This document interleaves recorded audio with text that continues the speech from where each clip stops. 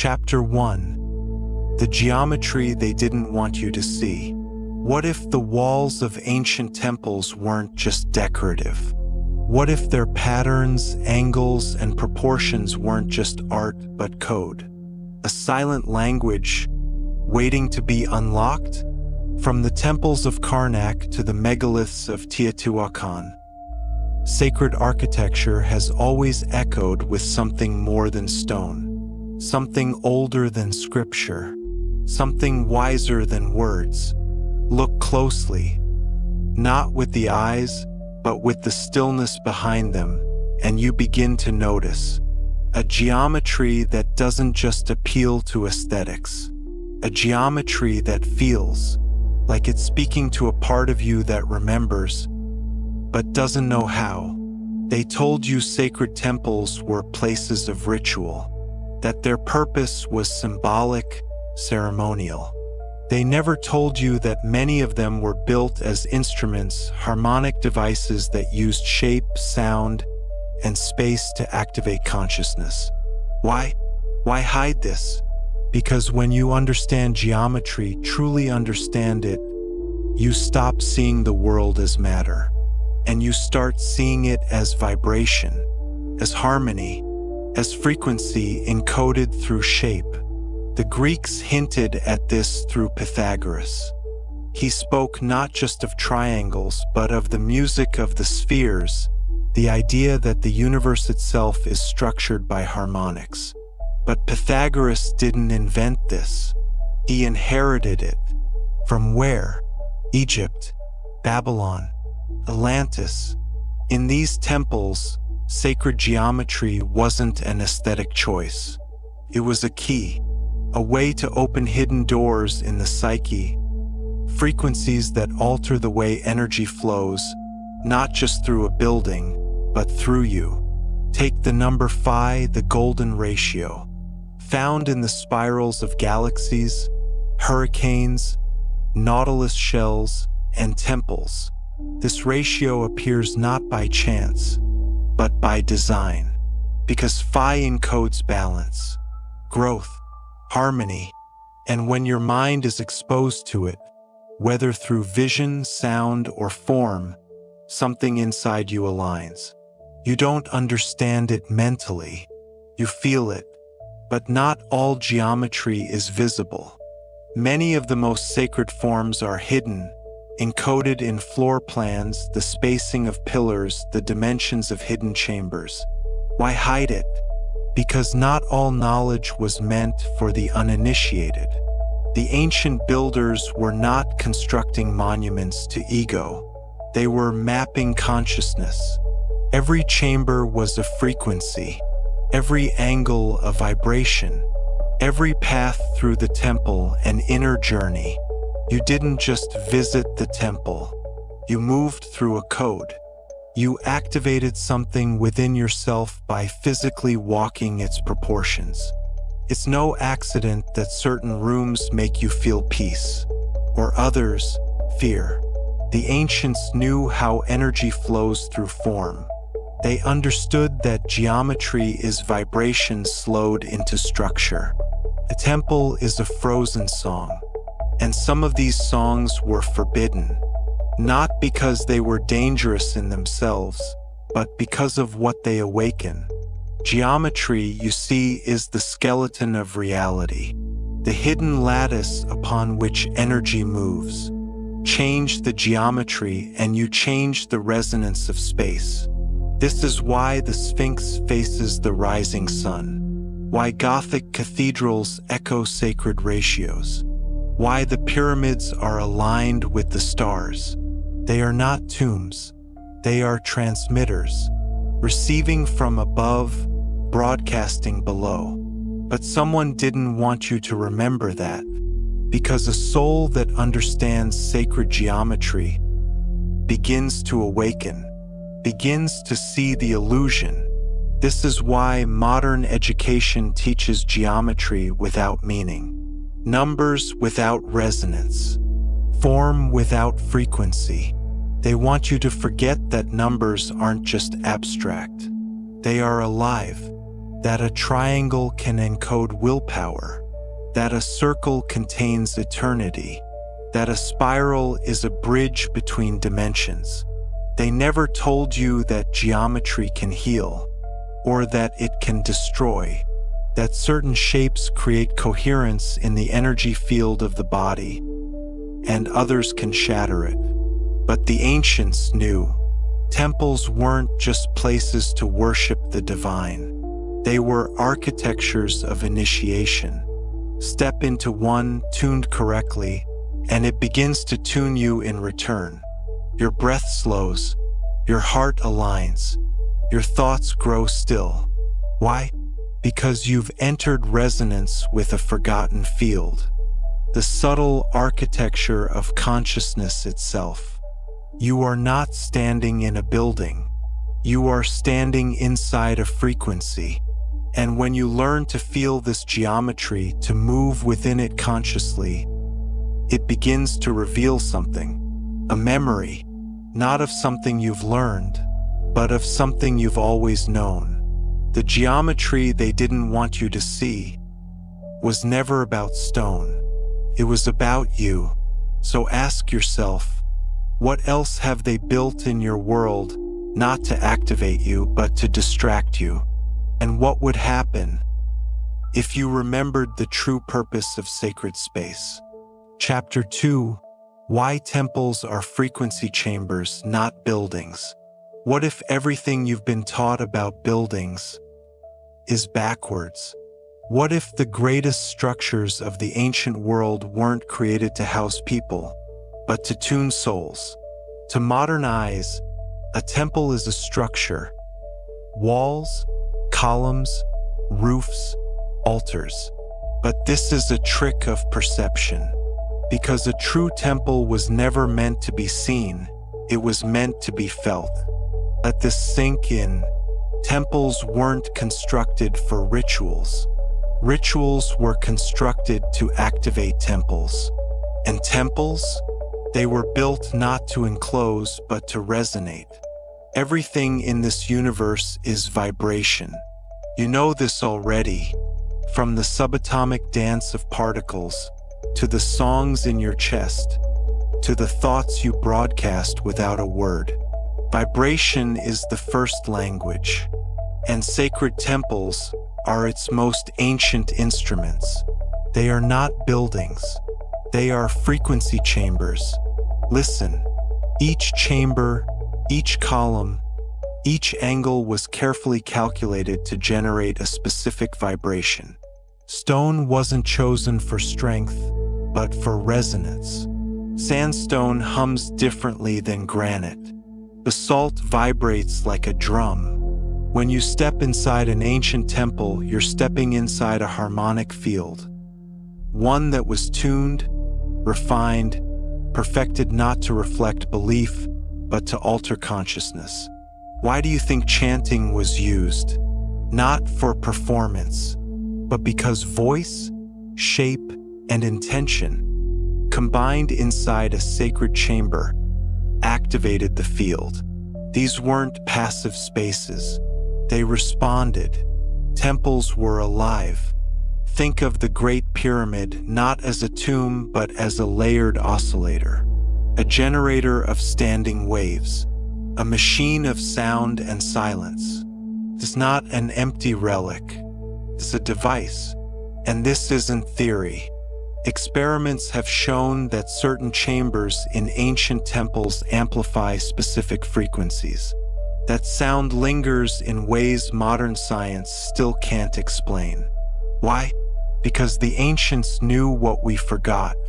That frequency changes state, can lift a stone, heal a wound, or open a mind.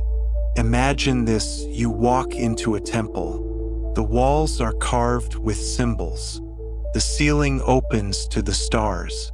You speak, or maybe you chant, and your voice doesn't just echo, it activates. It vibrates in ways that enter your body, your bones, your blood, until something within you begins to change. You are not alone. You are inside a tuning fork, and your body is remembering a sound it hasn't heard in lifetimes. Sacred temples were built on nodal points, energy intersections on the earth.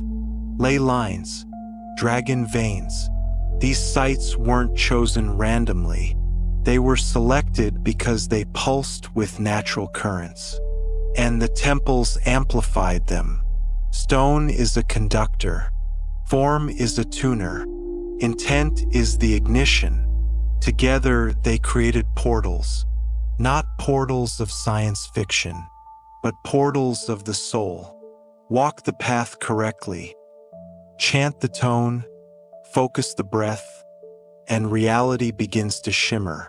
You feel lighter, stiller, older, as if you're no longer in the same place or time. This is the power of a true temple. It doesn't teach you something new. It awakens what was dormant. But in our modern world, temples have become museums. Their acoustics are silenced, their alignments forgotten, their purpose dismissed. We've replaced them with cathedrals of commerce, buildings of distraction, structures that drain rather than restore. And then we wonder why our minds are restless, our energy scattered, our spirit numb. Ask yourself, what if buildings today were designed not to trap light, but to amplify it?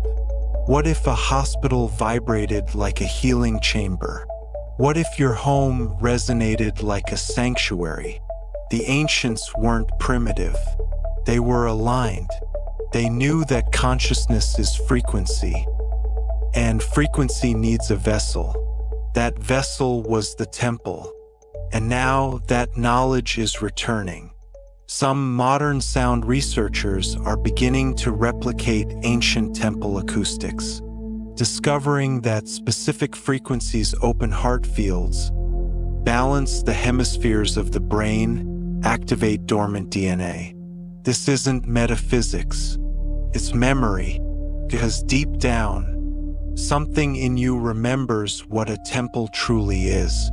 Not stone, not status, but space, shaped by harmony, silence, and intent.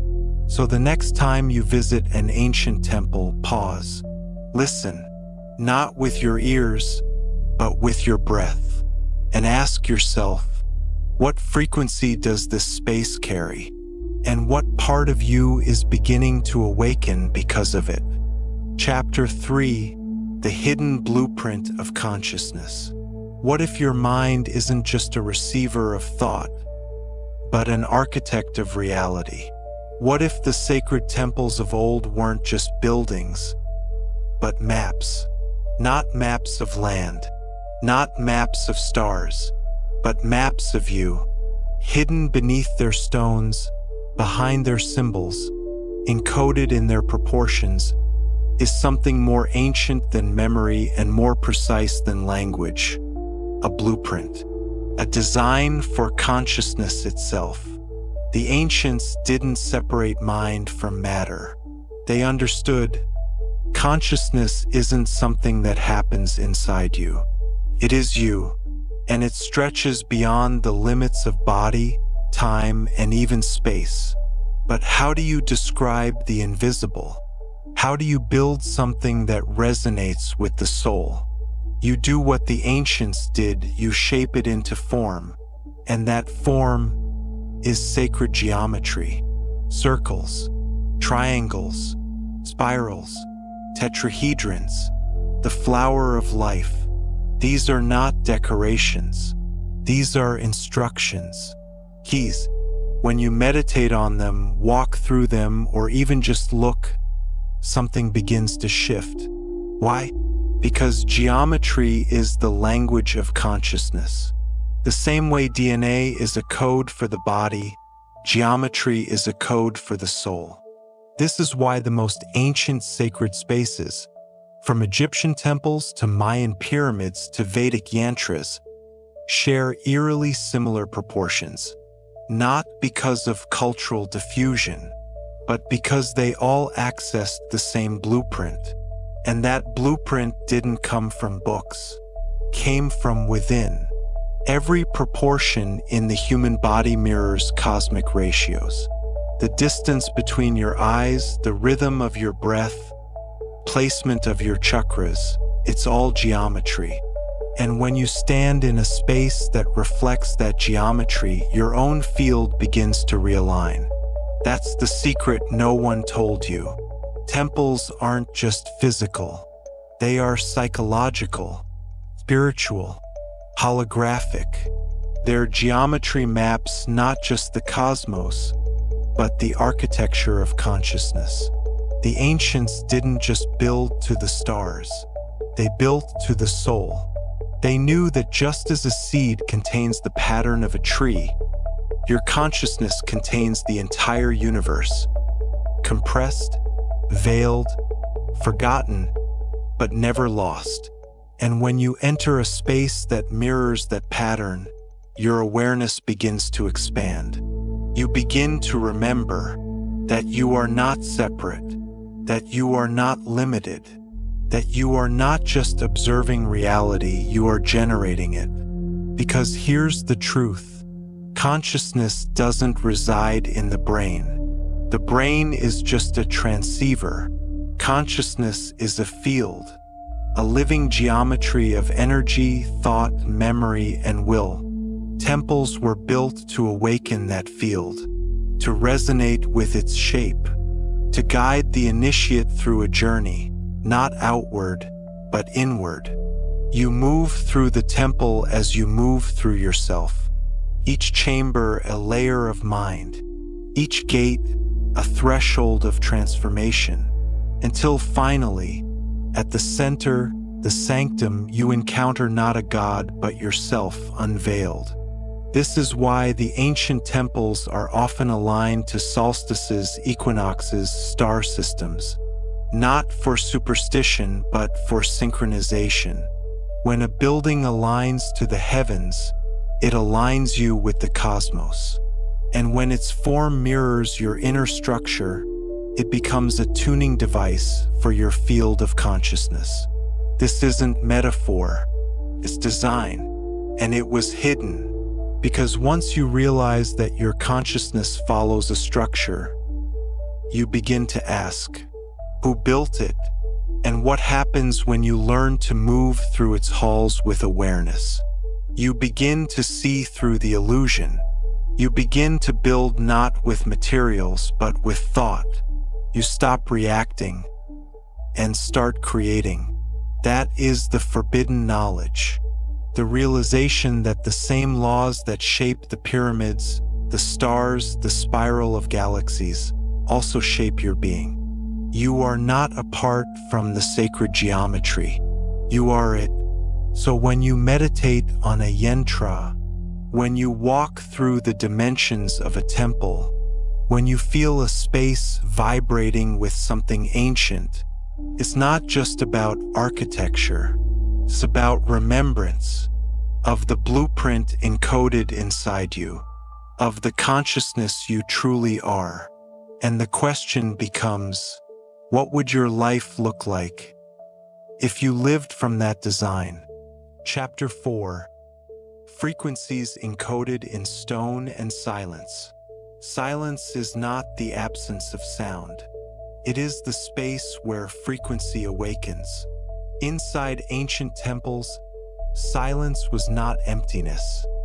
It was resonance, a carefully held field, a chamber tuned not just for echoes, but for something more subtle, vibration that speaks to the soul. Every stone, every cut, every curve had purpose. Nothing random, nothing decorative. These were instruments, not monuments.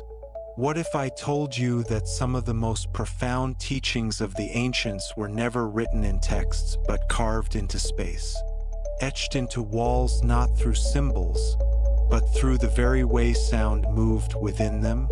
Because the ancients understood a secret modern science is only beginning to remember.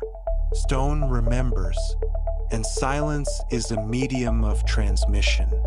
Quartz, granite, basalt. These weren't chosen for their color or durability. They were chosen because they hold charge. They resonate. They transmit frequency long after the voice has ceased. A single word, spoken in the right tone, in the right chamber, reverberates not just through space but through time. This is why initiates whispered mantras in the dark corridors of pyramids. Why priests chanted in hypostyle halls, not to be heard but to activate. Sound, stone, silence, a trinity of transformation. But here's what you were never taught. The stone itself was programmed, not with technology as we know it, but with consciousness. Each slab was placed by intention, each chamber oriented by alignment. The builder wasn't just shaping matter, they were shaping field. When you stand in the king's chamber of the Great Pyramid, or within the heart of Luxor, or beneath the acoustic dome of Newgrange, your body begins to respond. You may not understand why, but your cells remember.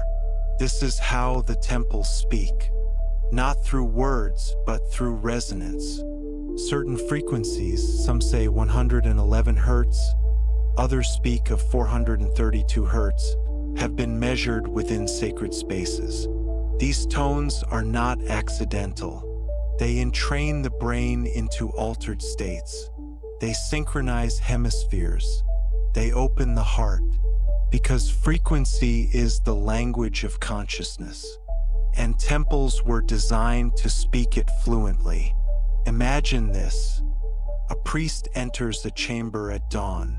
He speaks one word, a name, a tone, a seed vibration.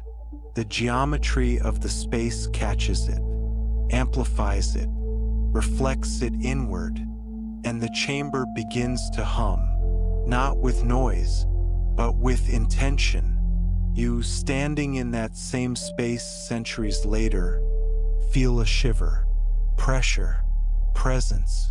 That's not imagination. That's the echo of consciousness encoded in frequency, still alive in stone. But the greatest frequencies were not always audible. The highest vibrations cannot be heard. They must be felt. The silence of the sanctum, the pause between chants, the stillness between breaths. These were the real temples, because within silence, the veil thins, the mind stops grasping, and the deeper frequencies of soul begin to surface. You were never meant to just observe these places. You were meant to remember through them. To stand within the geometry, feel the silence, and realize the frequency isn't coming from the chamber.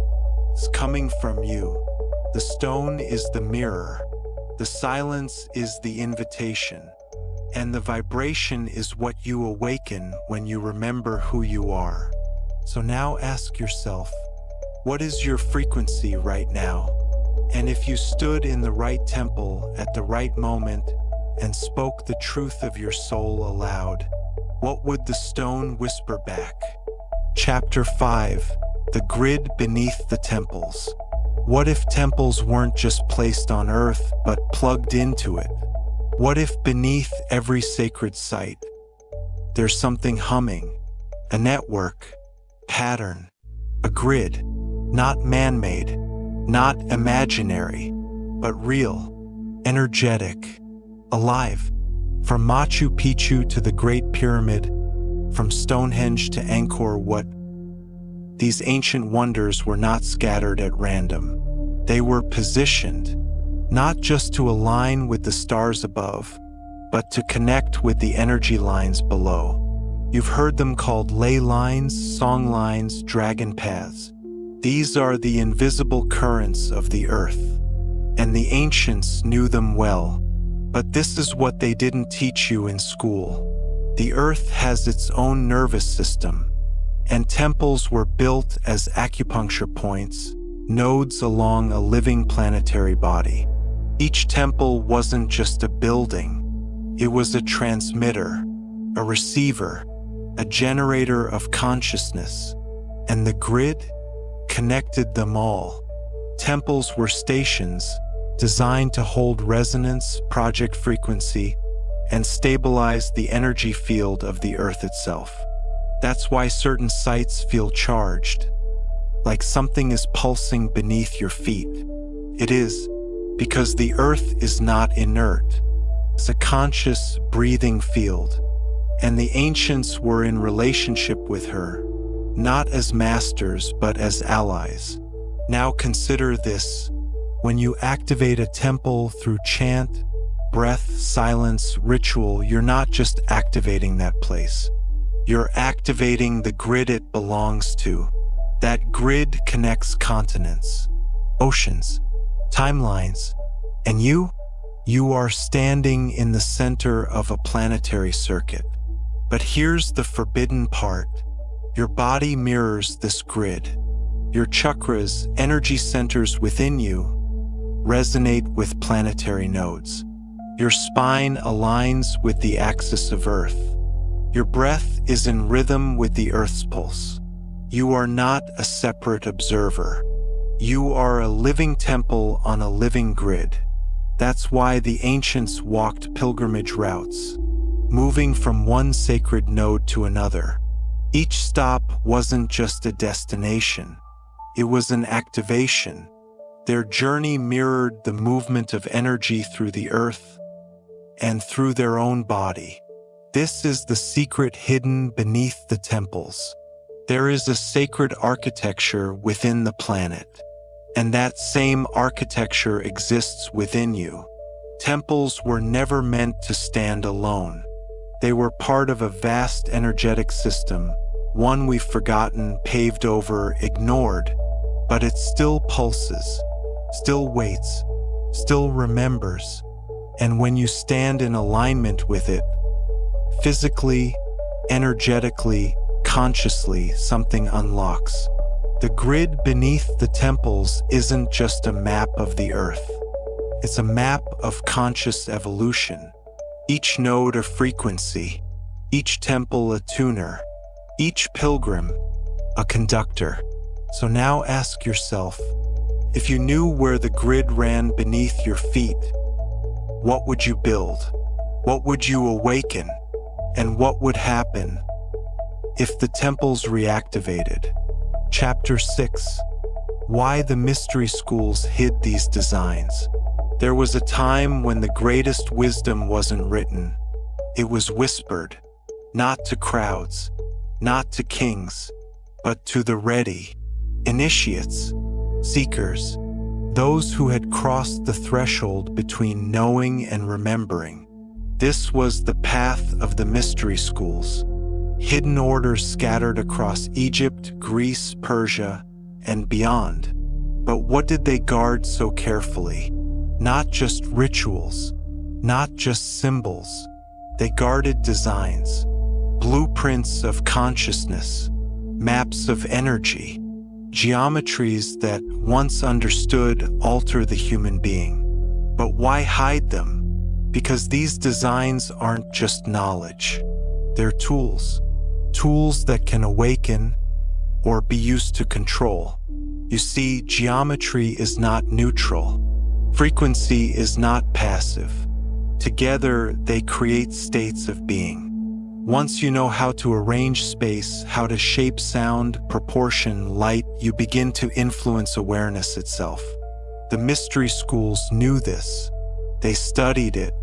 They mastered it. They understood that temples weren't simply sacred spaces. They were technologies of transformation.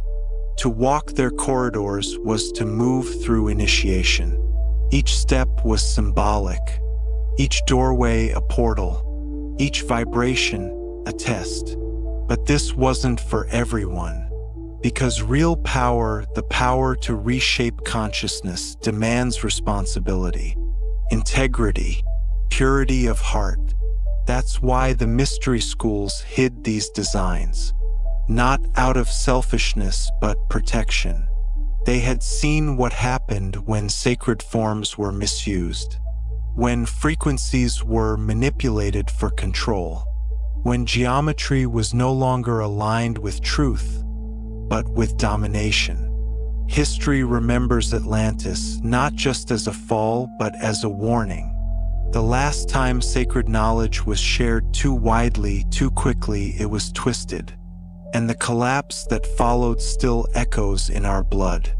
So the mystery schools sealed their wisdom, not in vaults, but in symbols, in stone, in silence. They encoded the teachings into the structure of temples, into myth, into ritual, waiting for a time when humanity could once again wield them with clarity. Initiates were trained not to memorize, but to perceive, to feel frequency, to listen to space, to walk geometry the way others walk thoughts. Because to the initiated, a temple is not a place. It is a living system, and once you see that, you begin to recognize the hidden message in the mystery, that you are the temple, that the design is already within you, the spirals of DNA, the symmetry of breath, the inner sanctum of stillness. The mystery schools didn't want to keep power from you. They wanted to keep you from misusing it before you were ready. But something is changing now. The old symbols are awakening. The grid is humming again. And the temples, both within and around us, are beginning to speak. So the question returns. Now that you've seen the design, what will you do with it? Chapter 7, Reawakening the Sacred Architecture Within You. All along, the temples were never separate from you. They were mirrors, blueprints, echoes, not of what you must become, but of what you already are. The sacred architecture is not found in stone alone. It is written in your breath, your nervous system, your memory. You were built upon the same design as the stars, the pyramids, the golden spirals of seashells and galaxies. You are the sacred geometry. You are the vibration. And now something ancient is stirring. It begins as a restlessness, a pull, a whisper that the world you've been living in is too flat, too shallow. That somewhere beneath your habits and fears lies a structure more real than anything you've been told. And it's true, because deep within you the temple sleeps. And with every moment of stillness, every breath of awareness, every act of remembering, that temple begins to reassemble. The grid reconnects, the inner doors open, and the vibration rises. You may feel this as tingling in your spine, as light in your heart, as silence that suddenly feels alive. This is not imagination. This is resonance. You're coming into alignment. The mystery schools taught this in secret. The temples held it in stone. But now the knowledge is returning, not through institutions, but through you. Not through doctrines, but through direct experience.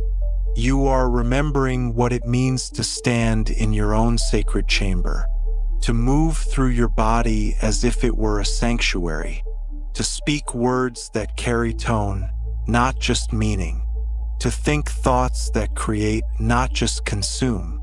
Because once the sacred geometry within you is activated, your life is no longer random. You begin to walk with purpose. You begin to see patterns, synchronicities. You begin to build not just buildings, but realities. This is what it means to become a temple of frequency. You don't just visit sacred spaces. You become one. So now here you are. You've seen the code behind the temples. You've felt the vibration in stone, in silence, in your own body. And deep down, this was never about history. It was about now. Because the real temple is not in Egypt. It's not in Peru or Angkor Wat or hidden beneath jungle or sea. The real temple is you, awake, aware, aligned. And that leads to one final question. If the sacred architecture is within you, what reality will you now create with it?